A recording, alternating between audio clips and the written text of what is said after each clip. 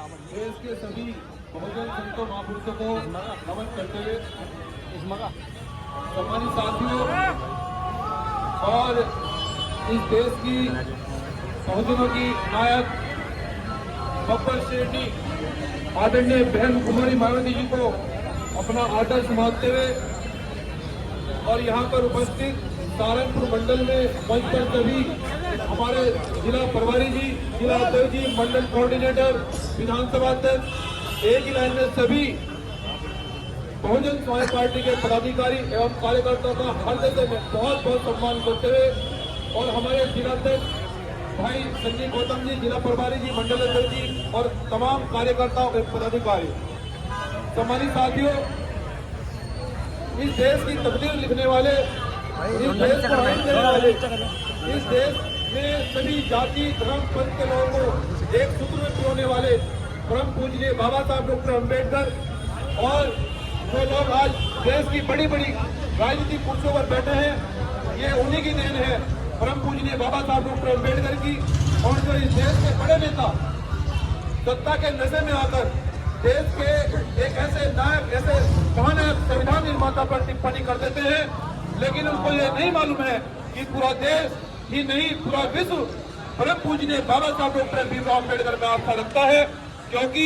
हमें बाबा साहब डॉक्टर अम्बेडकर जी ने भी यही प्रेरणा दी है कि यदि हमारी विचारधारा को कोई छेड़ने का प्रयास करेगा, क्या बाबा साहब डॉक्टर अम्बेडकर के लिखे हुए संविधान को कोई छेड़ने का प्रयास करेगा, उसके लिए संवैधानिक रूप से हम बाबा साहब के बच्चे सड़कों पर निकलकर आंदोलन करने का काम करेंगे। संविधान को बाबा साहब की सोच पर हम पहरा देंगे ठोककर। और इसका प्रमाण संसद में जितने भी आरक्षित सीट पर सांसद गए वो सब लोग बहरूपी हैं। अगर बहुजन समाज पार्टी के सांसद अगर सदन में होते तो आपकी आवाज को मजबूती से उठाया जाता, लेकिन बहुजन समाज के लोगों, आप खासकर युवाओं को मैं कहना चाहता हूँ कि आपको गुमराह करके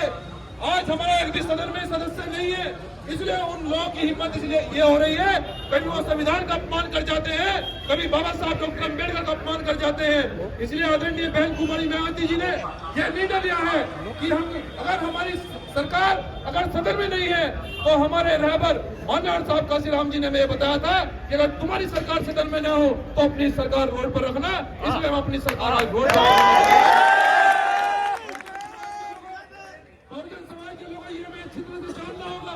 मैं खासकर युवाओं को कहना चाहता हूँ कि अगर बहन जी अगर सदन में अगर बैठी होती तो इन लोगों की हिम्मत नहीं होती, वही बाबा साहब का अपमान करके संविधान के साथ में छेड़छाड़ करते। लेकिन हमें समझना होगा बहरूपियों में, हमें समझना होगा जो लोग संविधान को बदलना चाहते हैं, हमें समझना होगा जो लोग देश को जाति और धर्म के नाम पर तोड़ना चाहते हैं, हमें समझना होगा जो संबल के नाम पर इस देश को तोड़ने का प्रयास कर रहे हैं। लेकिन बहन जी बार बार ये कहती है कि जब संविधान में सबको समानता बराबरी दी गई है, इसको हम कायम करके रहेंगे और जब तक बहुजनों की सरकार नहीं आएगी जब तक किसी को देश में न्याय नहीं मिल सकता। इसलिए बहुजन समाज के लोगों, हम आदरणीय बहन कुमारी मायावती जी के नेतृत्व में उनके घोषित किए आंदोलन को